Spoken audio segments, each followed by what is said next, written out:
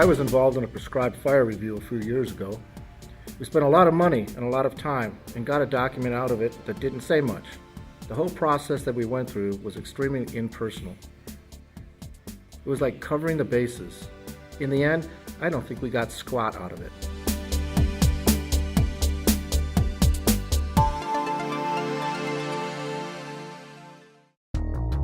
In 2011, Rocky Mountain Research Station, with funding from the Joint Fire Science Program, talked with over 60 prescribed fire specialists about how they best learned from prescribed fire operations. Research investigators were particularly interested to study the learning that occurred when fire managers used escaped prescribed fire reviews. They were curious about the review documents themselves and in the processes that created them. They wondered how information contained in the reviews was shared locally and with other units. 2-day dialogue sessions were held in 5 cities across the United States. In each session, interagency prescribed fire specialists described what was working and not working when it came to learning. In this podcast, we briefly describe the research project's methodology and results. For 2 days, interagency fire specialists with experience in prescribed burning and escape burn reviews met to discuss how they learned as individuals and as members of work teams. Rather than coming together in a traditional meeting room style, chairs positioned behind tables, participants from up and down the chain of command formed their chairs into a circle. This room arrangement allowed the prescribed fire specialists and the researchers to more easily talk to one another. To further deepen the conversation, participants were taught key dialogic tools. Audio recordings were made of each session and transcribed. The typed transcripts were analyzed using social science computer software. In reviewing the research results, it was immediately evident that while many productive practices exist, much work remained to be done to improve organizational learning in prescribed fire operations. Over 100 discrete themes were identified.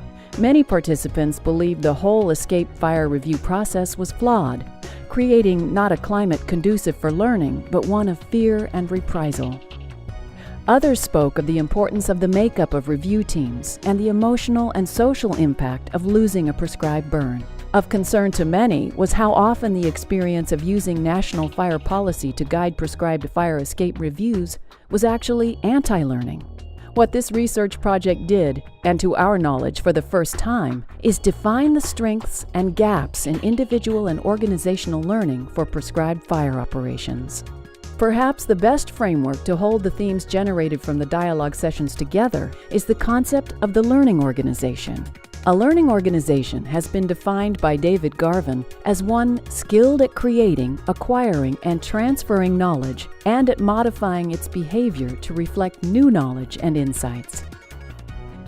For this podcast series, we recast Garvin's definition to be skilled at creating, sharing, and using insights, that is, putting lessons into practice. Through these podcasts, we will show you how to design a learning organization for your home unit. A learning organization is dependent upon a leader whose intentions as to learning are clear, and who works hard to create a robust learning culture, and who ensures that insights are integrated into practice. Since talk is so important to learning, we will show you steps to improve the quality of your conversations and share some exceptional learning activities we heard during the workshops. The series ends with a description of specific procedures line officers can take to improve learning on their units. Obviously, we can only skim the surface of the scores of themes identified, so each podcast ends with a section called Other Resources, which will guide you to more detailed information. More information can be found at the Rocky Mountain Research Station's Human Factors and Risk Management homepage, including lead investigator Ann Black's detailed discussion of research methods and results.